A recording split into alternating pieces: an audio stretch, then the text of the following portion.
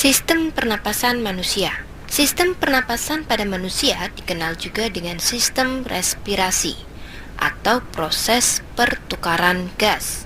Sistem pernapasan pada manusia mencakup dua hal, yaitu saluran pernapasan dan mekanisme pernapasan. Adapun sistem pernapasan luar merupakan pertukaran antara O2 dan CO2 antara darah dan udara. Sedangkan pernapasan dalam yang merupakan pertukaran O2 dan CO2 dari aliran darah ke sel-sel tubuh manusia. Ya, jadi teman-teman harus bisa membedakan antara sistem pernapasan luar yang merupakan pertukaran antara O2 dan CO2 antara darah dan udara, sedangkan pernapasan dalam yang merupakan pertukaran O2 dan CO2 dari aliran darah ke sel-sel tubuh manusia.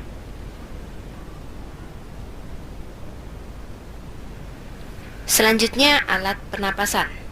Alat pernapasan pada manusia terdiri dari hidung, hulu kerongkongan atau faring, pangkal tenggorokan atau laring, batang tenggorokan atau trakea, cabang batang tenggorokan atau bronkus, kemudian paru-paru. Ya, kita coba perhatikan gambar sistem pernapasan manusia yang diambil dari buku Campbell et al. 1999. Dari gambar tersebut, yang pertama kita lihat adalah bagian hidung. Nah, hidung ini merupakan bagian paling luar dari sistem pernapasan manusia. Hidung dilapisi oleh sel-sel epitel, dan di dalam hidung juga terdapat pembuluh darah. Yang paling utama di dalam hidung adalah adanya rambut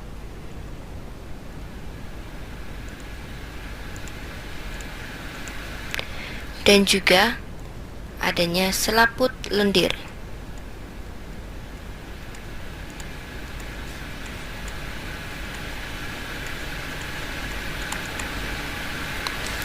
Nah, rambut dan selaput lendir tersebut berfungsi untuk menyaring udara, untuk mengatur suhu, dan juga untuk mengatur kelembaban udara. Ya, sistem pernapasan selanjutnya adalah faring. Kemudian setelah faring ada laring. Di antara faring dan laring ada esofagus yang lebih berfungsi dalam sistem pencernaan. Kemudian kita coba jelaskan di dalam laring.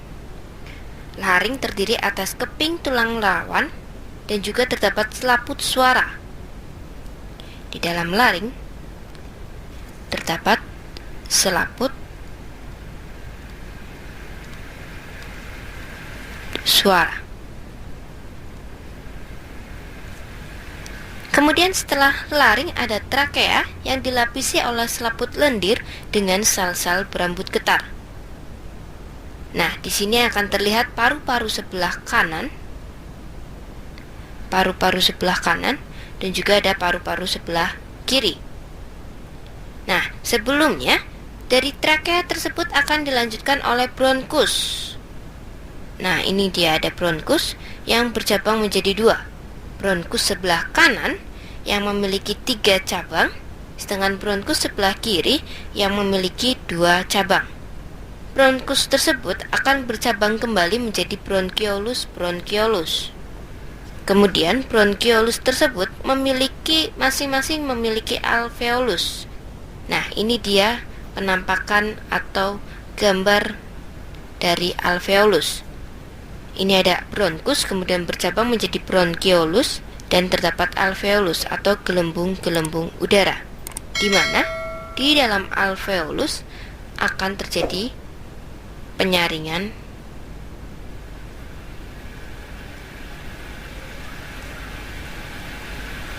udara.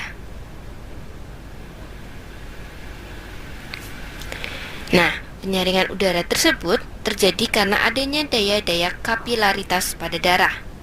Nah, selain paru-paru yang terdiri atas alveolus, sistem pernapasan manusia juga ada diafragma yang memisahkan antara paru-paru dengan rongga perut.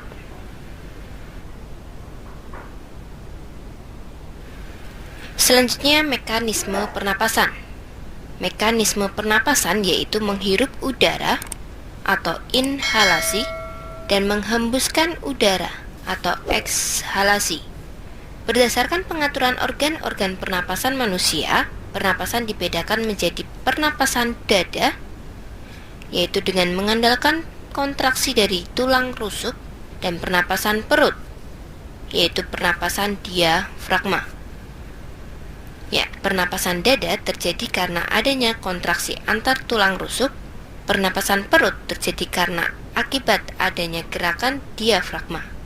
Sedangkan kapasitas paru-paru orang dewasa kurang lebih sebesar 0,5 liter. Nah, 0,5 liter tersebut disebut dengan udara pernapasan atau udara tindal. Saat kita menarik napas sedalam-dalamnya dan menghembuskan napas sekuat-kuatnya, volume udara yang masuk dan keluar paru-paru tersebut kurang lebih ada 3,5 hingga 4 liter. Dan hal tersebut disebut dengan kapasitas vital paru-paru.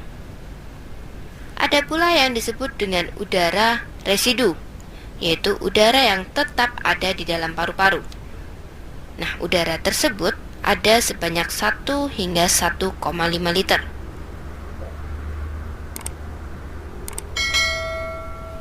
Nah, teman-teman, berikut ini adalah mekanisme pernapasan manusia. Proses inhalasi diawali dari udara yang masuk. Udara masuk melalui hidung, kemudian ada faring, laring, dan trakea. Nah, pada saat udara masuk tersebut, tulang rusuk kita akan naik. Tulang rusuk akan naik, sedangkan paru-paru mengembang atau rongga dada membesar. Udara masuk dari luar menuju ke paru-paru, terjadi pertukaran antara oksigen dan karbon dioksida, diikuti dengan adanya kontraksi dari diafragma. Nah, hal tersebut disebut dengan proses inhalasi. Kemudian, apabila udara keluar atau saat kita menghembuskan nafas, yaitu adanya relaksasi dari diafragma. Relaksasi dari diafragma tersebut menyebabkan paru-paru mengempis dan tulang rusuk kita akan menurun sehingga udara akan keluar melalui mulut. Hal tersebut disebut dengan proses ekshalasi.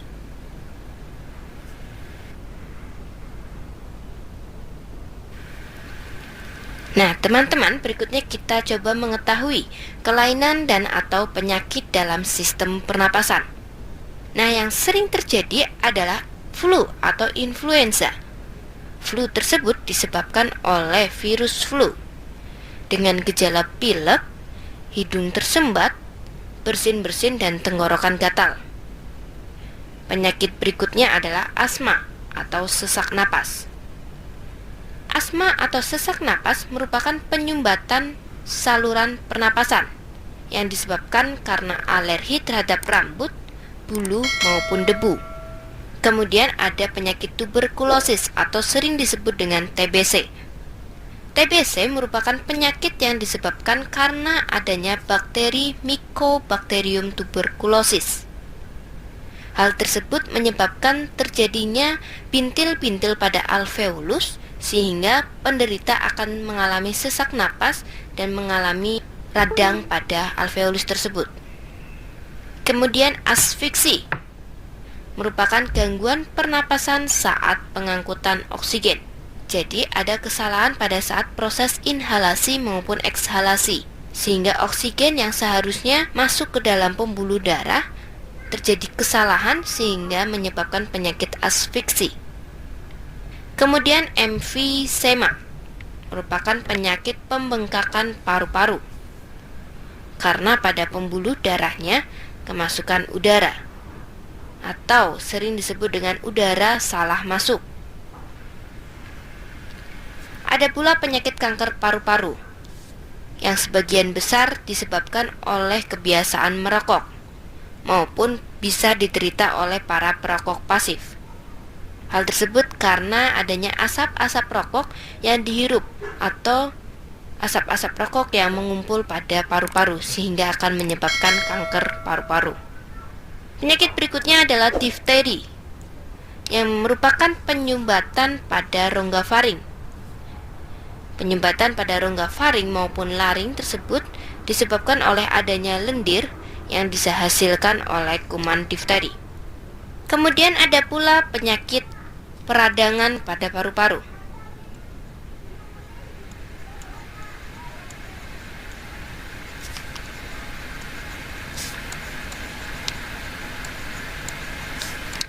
Nah, penyakit peradangan pada paru-paru tergantung dari di mana tempat peradangan tersebut terjadi. Apabila peradangan terjadi pada bagian bronkus, maka disebut dengan bronkitis.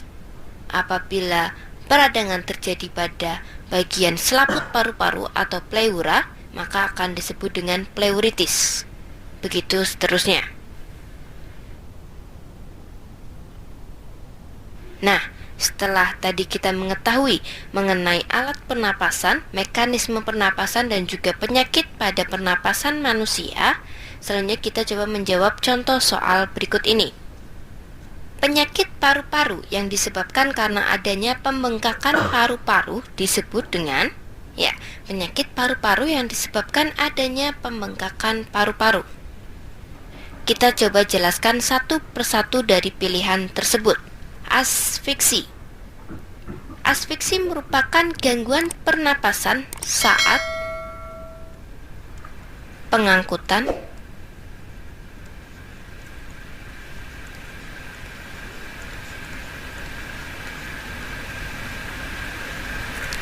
oksigen. Kemudian emfisema. Ini merupakan penyakit pembengkakan paru-paru.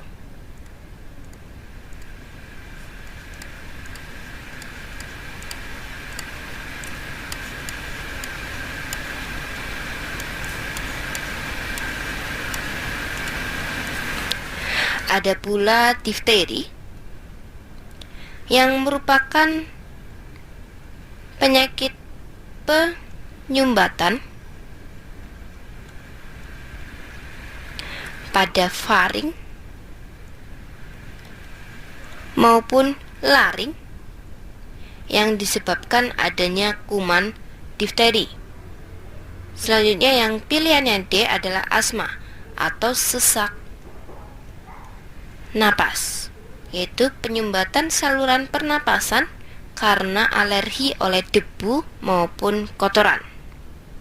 Jadi jawaban dari pertanyaan penyakit paru-paru yang disebabkan karena adanya pembengkakan paru-paru disebut dengan emfisema.